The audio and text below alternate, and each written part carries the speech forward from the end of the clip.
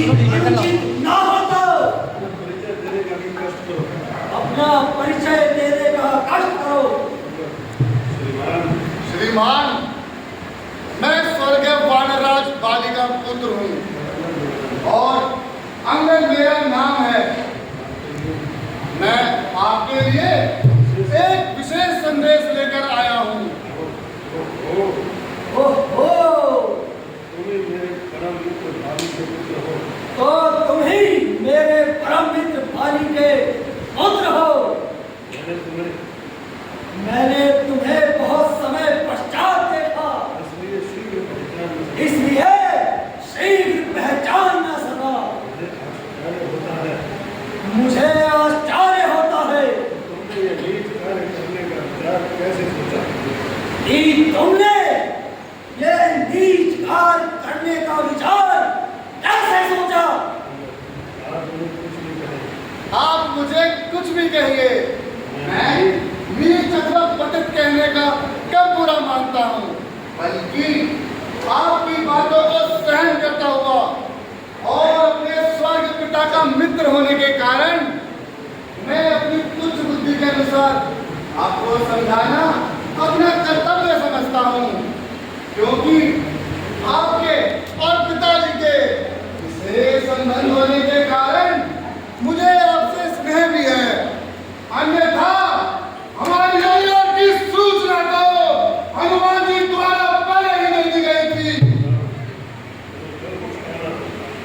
तुम्हें जो कुछ कहना हो शीघ्र कहो।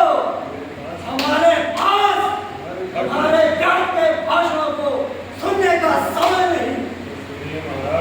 तो सुनिए महाराज, मुझे श्री रामचंद्र जी ने यहाँ इसलिए भेजा है कि आप अब भी इस अकारण के रक्तपात से मुंह मोड़ लें और मेरी भी आपसे यही प्रार्थना है, यदि दोनों संधि होगी, सैनिक बलिदान नहीं होंगे, सब ओर शांति का राज्य होगा, झगड़े नुकसान नहीं होंगे।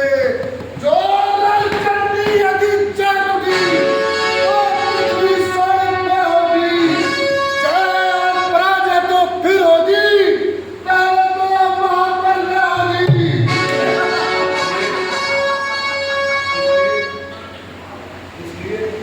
इसलिए आप श्री रामचंद्र जी से जाकर क्षमा मांग लीजिए और मैं भी आपको क्षमा मांगने का प्रार्थना करूंगा।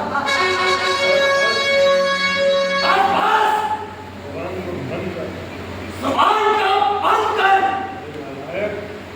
अरे नालायक, तेरे जैसे कपूत को तो संसार में पैदा होते ही मार देना चाहिए। पिता का प्रतिशोध तो दूर रहा, उल्टा उल्टा उनकी सेविकाई ठानता है। बेशरम, जिस कुल में तेरे जैसा लाल हो, बाप के घातक का अफसोस जो दलाल हो,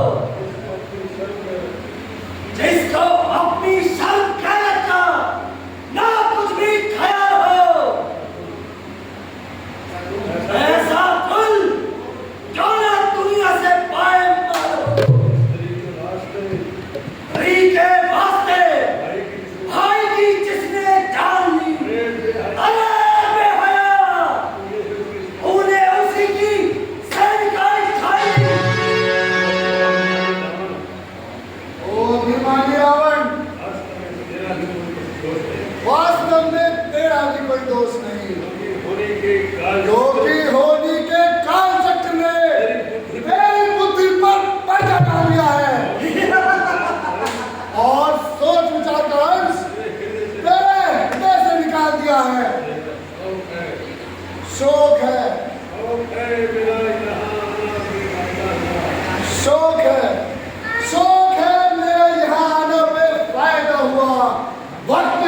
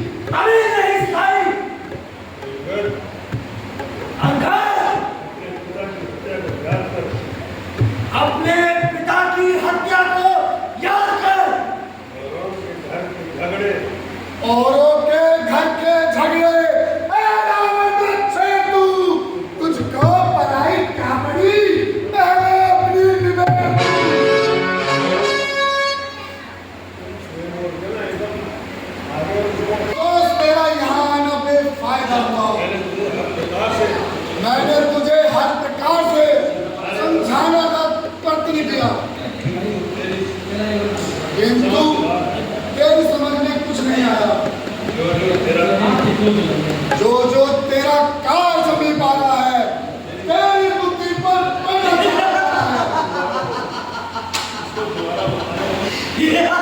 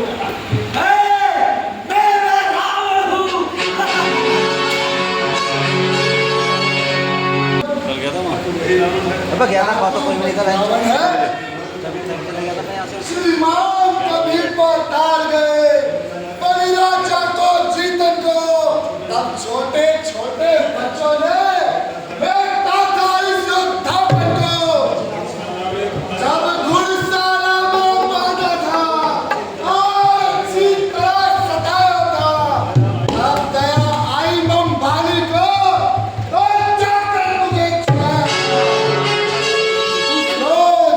उस रोज सहस्त्र बाहु जी ने संसार किरकिरी कर दी थी कुछ याद है रावण एक सिंहासन में धनुष ले जंग कर दी थी यदि तू वही रावण है तो धन्य है तेरी वीरता पर श्री रामचंद्र जी की सेना का बहुत छोटा सा मानव हूँ और तेरे विचारों से भी नादान हूँ परंतु तेरा भ्रम दूर करने के लिए अपना पांव सभी पर जमाता हूँ यदि तेरा कोई भी वीर मेरे पांव को उठा ले तो तुम्हारी जय और हमारी मुरादे स्वीकार है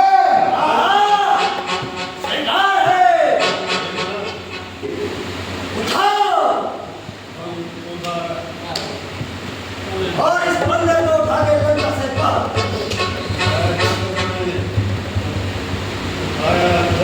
उठाया जब कदम मैंने कदम उसका उठाने को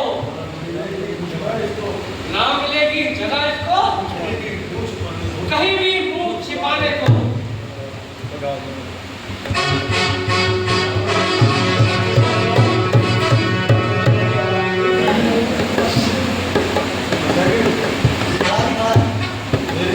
मेरी शक्ति में आ जाए शक्ति कुल जमाने की बल जो मैं आता हूँ तेरा बल आज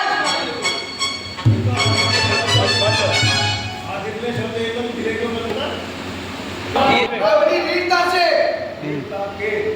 अपनी वीरता के आपको जोहर दिखाता हूँ नजर मेरी तरफ रखना मैं क्यों कर पाऊँ खाता हूँ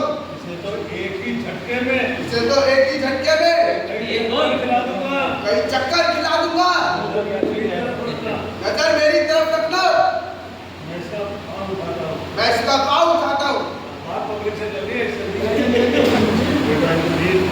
बेटा इंद्रजीत उठाओ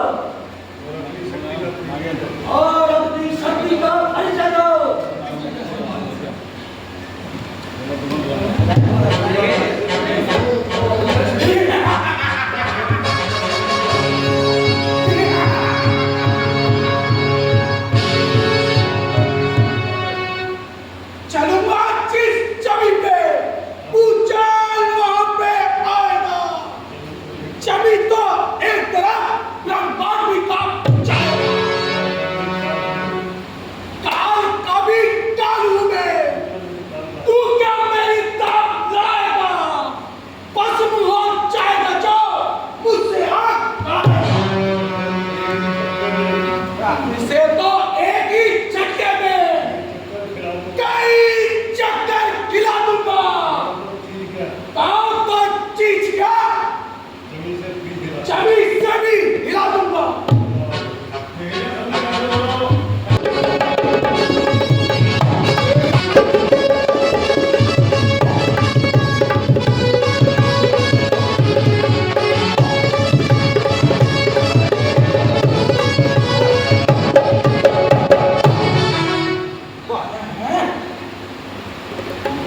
बताना पड़ता है इनको बहुत आज वहाँ पे क्या चलेगा कैसे इंसान से पाला पड़ा।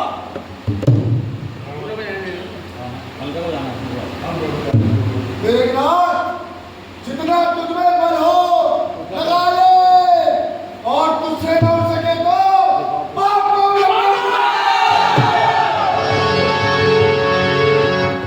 सामने अंगद हरम अपना मिटा दे तू, बाकी बचा है कोई तो उसको भी बुला ले तू। अब भी है वक्त लंका को तबाही से बचा ले तू। प्रण करता है जो तू आज तो प्राण मिटा ले तू। और फिर ये वक्त आएगा जो इस वक्त तू चूकेगा, पलक आंसू बहाएगा, जमाना मुंह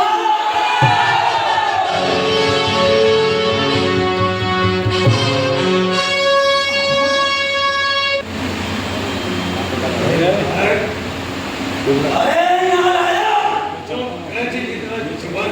काम कैंची की तरह जुबान चला रहा है। मैं अभी आता हूँ और तेरे प्राण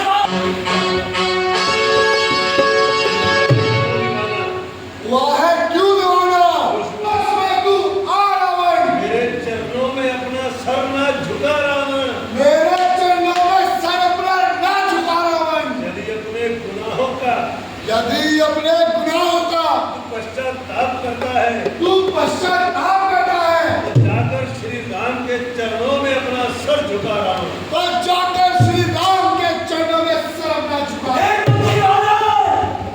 खैर, है यदि तुम्हें अपनी तलवार पर अभिमान